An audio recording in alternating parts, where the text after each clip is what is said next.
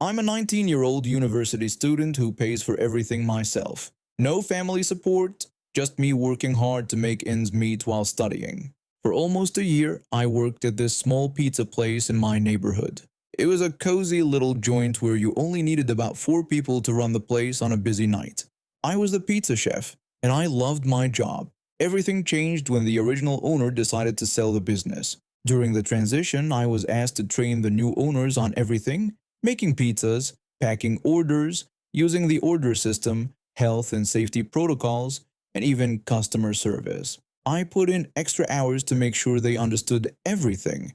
We seemed to get along great during this phase. They were friendly, even offering me rides home on rainy nights after late shifts. We'd chat about our families, friends, and hobbies. I genuinely thought we had a good rapport. Then, during their first week of official ownership, I got tonsillitis and had to call in sick. That's when everything flipped upside down. When I returned to work, their attitude toward me had completely changed. They were cold, dismissive, and started cutting my shifts. Before they took over, they had promised I'd be learning how to make pasta dishes in addition to pizzas, but suddenly that opportunity vanished. What bothered me most was their complete disregard for health and safety rules.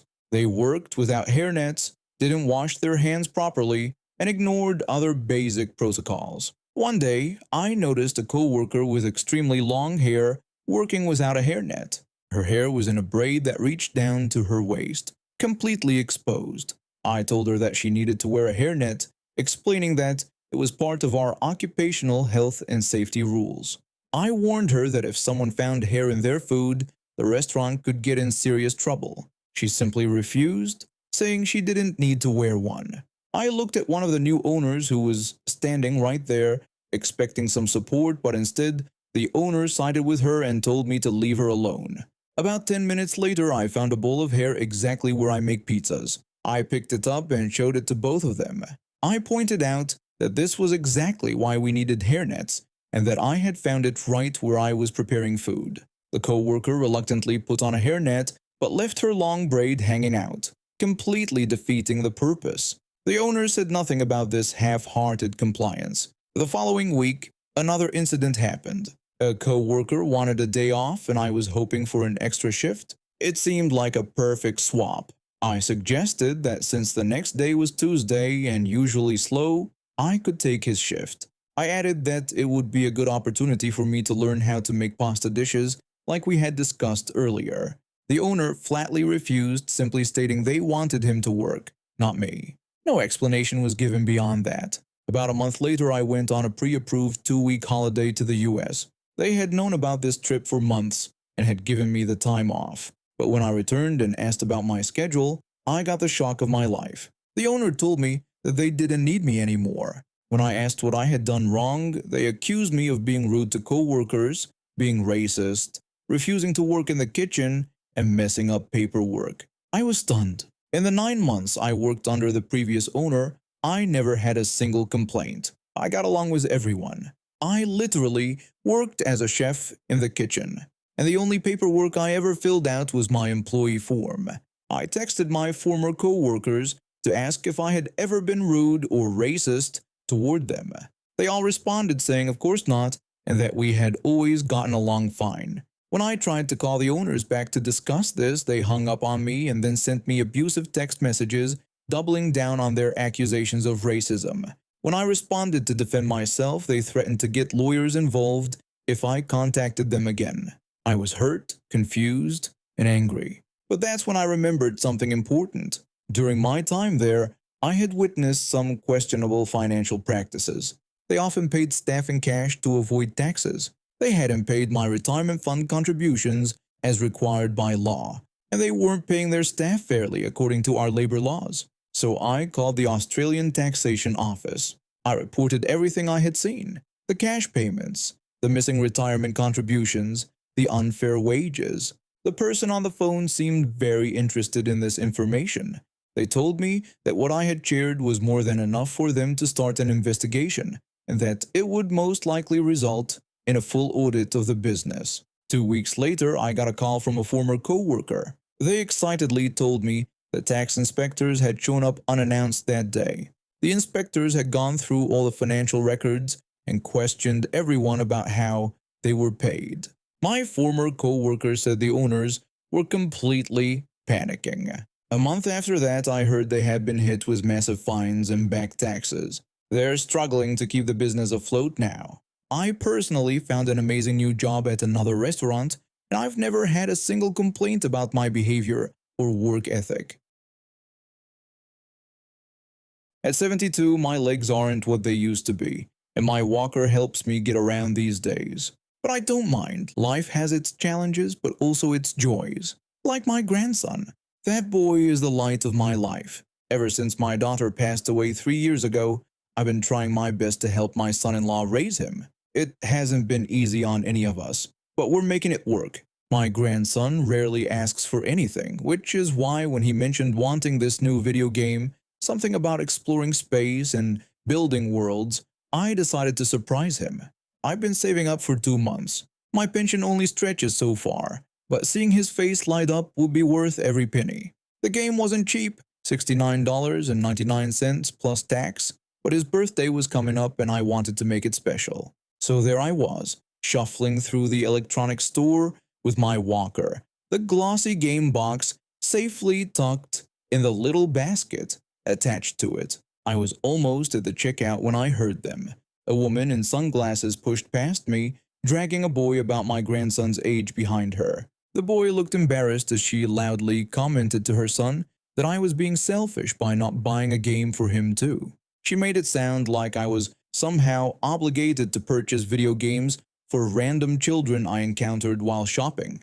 I thought she was joking at first. Surely no one would seriously expect a complete stranger to buy their child a gift. But when I looked at her face, there wasn't a hint of humor there. I politely explained that the game was for my grandson and that I couldn't possibly buy games for everyone I met. She responded with indignation, insisting that my explanation wasn't good enough and that I should buy one for her child too. Her tone suggested I was being unreasonable for refusing. I tried to be patient. Maybe she was having a rough day. I gently repeated that I couldn't afford to buy games for everyone and that this game was specifically for my grandson to make him happy.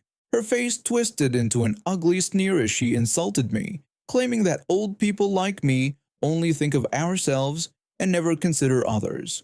Her generalization stung deeply. That hurt. I spent my whole life thinking of others, working 2 jobs to support my family, volunteering at the community center until my health declined, always trying to be kind to strangers. And here was this woman judging my entire generation based on what? My unwillingness to spend $70 on her child? I decided to walk away. No good would come from arguing with someone so unreasonable. But as I turned, I heard the boy speak up. The boy asked his mother why she was being so mean to an old man who was just trying to buy a present for his grandson. His words showed more maturity than his mother's behavior. Smart kid. Shame about his mother. I continued toward the checkout, but I could hear her heels clicking on the tile floor behind me. She called after me, demanding I not walk away while she was talking to me. Her voice echoed through the store, drawing unwanted attention. The cashier, a young man with bright blue hair, looked concerned as I approached. He asked if everything was okay. I simply told him I was trying to buy the game for my grandson, attempting to downplay the situation. Karen interrupted loudly, accusing me of being selfish and flaunting my wealth while there were children who couldn't afford these games. Her accusation was as ridiculous as it was loud. I almost laughed. Wealth? If only she knew how I'd been counting pennies to afford this. The cashier looked uncomfortable but rang up my purchase. I paid with exact change. Bills and coins I'd carefully counted out at home before leaving. The cashier politely asked if I wanted a bag for my purchase. I declined his offer, explaining that I would just put it in my walker basket where it would be secure. As I took the receipt and tucked the game into my basket, I felt something brush against me. Before I could react, Karen had snatched the game box. She declared that her son deserved the game more than my spoiled grandson as she grabbed it from my basket. The entitlement in her voice was shocking. She turned and ran toward the exit, her high heels somehow not slowing her down. I called out for her to stop protesting that the game was mine. I tried to follow, but my walker and old legs weren't made for chasing thieves. I felt helpless and angry all at once, but then the cashier vaulted over the counter. He called back to me that he would handle it as he sprinted past. He sprinted past me and out the door. Through the store windows, I could see him chasing her across the parking lot. She was fast, but he was faster. He caught up to her between two parked cars, tackled her to the ground, and wrestled the game from her hands. By the time I made it outside, a small crowd had gathered. The security guard had arrived and was helping restrain Karen, who was screaming about assault and threatening lawsuits. The cashier returned the game to me, apologizing for what had happened. The game was slightly dented but otherwise intact. I thanked him profusely, admitting I didn't know what I would have done without his help. My gratitude was genuine and heartfelt. He modestly brushed off my thanks and told me that they'd called the police who were on their way to deal with the situation. Karen suddenly changed her tone, pleading with me to tell everyone it was just a misunderstanding. The desperation in her voice showed she finally realized the seriousness of her actions. She was looking at me, suddenly desperate. The reality of her situation was sinking in. I challenged her claim, pointing out that stealing from me and running away was not something that could be dismissed as a misunderstanding. The police arrived minutes later. They took statements from everyone, and I watched as they put Karen in handcuffs and into the back of a patrol car. Her son was crying now, and I felt bad for him. The officer explained they would need to keep the game as evidence for now, but assured me I would get it back after she was processed. I expressed my concern, mentioning it was for my grandson's birthday, which was coming up soon. The disappointment in my voice must have been clear. The cashier stepped forward with a solution. He offered that they had another copy in the back which he could ring up with the store covering the cost. He added that they could provide the receipt to the police for their case. The manager quickly agreed, apologizing for what had happened to me in their store. Their concern seemed genuine. I was touched by their kindness. When they processed a new copy for me, the police officer explained that Karen would be charged with theft and possibly assault. He mentioned they'd had complaints about her before, always demanding special treatment and threatening shop owners, though this was the first time she'd actually stolen something. His casual tone suggested this wasn't entirely surprising to law enforcement. I nodded, surprised but not shocked. Some people go through life thinking the world owes them everything. When I finally got home, I was exhausted but relieved. I wrapped the game and kept it hidden until my grandson's birthday the following week. When he opened it, his eyes lit up just as I'd imagined. My grandson exclaimed with excitement, repeatedly thanking me while asking how I knew he wanted that specific game. His joy was evident as he hugged me tightly, and his hug made everything, the confrontation, the theft, the police report, worth it. When I started my first year at university in Western England, I was excited about the independence. Living in a massive Georgian house with 22 other guys seemed like it would be a blast. The building had character, high ceilings, creaky floors, and 3 shared kitchens spread across different floors. I thought sharing would be fine. I'm a bit of a foodie and always made sure to budget for some decent groceries, including a nice block of aged cheddar I'd treat myself to each week. At first, I didn't notice anything amiss, but soon realized my food was disappearing at an alarming rate, especially my cheese. I'd buy a block on Monday, and by Wednesday, half would be gone.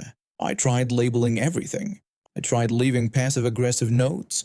I even tried hiding my food in different parts of the fridge. Nothing worked. The food thieves were relentless. I asked everyone if they had seen my clearly labeled cheese. One housemate claimed he hadn't seen it at all, while another suggested I check the other kitchens. But I knew better. I'd seen these 2 particular housemates, both second years who thought they owned the place, snickering when I complained.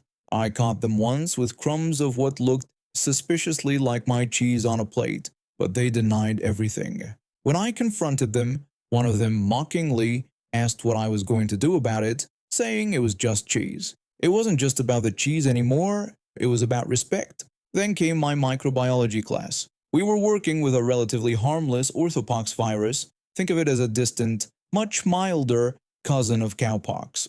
Our professor assured us it was safe enough for first-year students to handle with basic protection, masks, gloves, and safety glasses.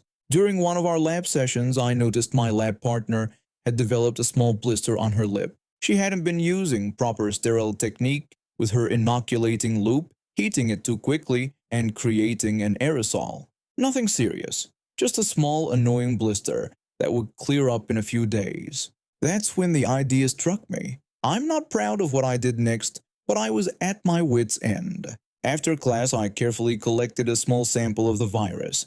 That evening, I added it to a fresh block of cheese, clearly labeled with my name, and placed it in the communal fridge. 2 days later, both of my suspected cheese thieves were sporting suspicious blisters around their mouths. Nothing dangerous, just uncomfortable enough to keep them from going to the clubs that weekend. I overheard one of them complaining that his lip was killing him and he couldn't even smile without pain. The other agreed and wondered if it was from a questionable kebab they had eaten. They were suspicious of me, of course. I could tell by the way they eyed me across the common room. To dispel their suspicions, I made a dramatic show of preparing some cheese on toast using the same block of cheese. I offered some to anyone who wanted it, adding that there was plenty to go around if they asked first. Both looked horrified watching me eat the toast with no ill effects. What they didn't know was that I was careful not to cross-contaminate, and the heat from toasting had denatured any virus present in the cheese I was eating. One of them asked how I wasn't sick. I casually replied that it was my cheese. I knew where it had been.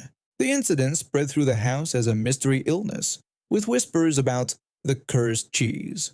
No one ever directly accused me. They couldn't prove anything, but the message was received loud and clear. From that day forward, not a single item of my food went missing. The cheese thieves gave my fridge shelf a wide berth. Later, one of them cautiously asked if I was worried about getting sick from my food. I smugly replied that I'd never been healthier and remarked how funny it was that this happened when you only eat your own food.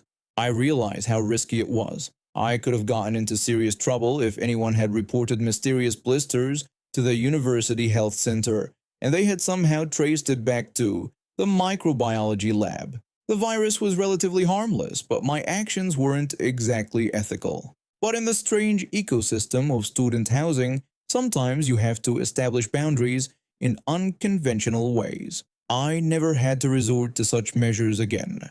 Word spread quickly that my food was off limits, and I developed a reputation as someone not to be crossed. The two cheese thieves and I eventually reached an unspoken truce. They stopped taking my food, and I never mentioned their mysterious lip condition again. By the end of the year, we could even share a kitchen without incident.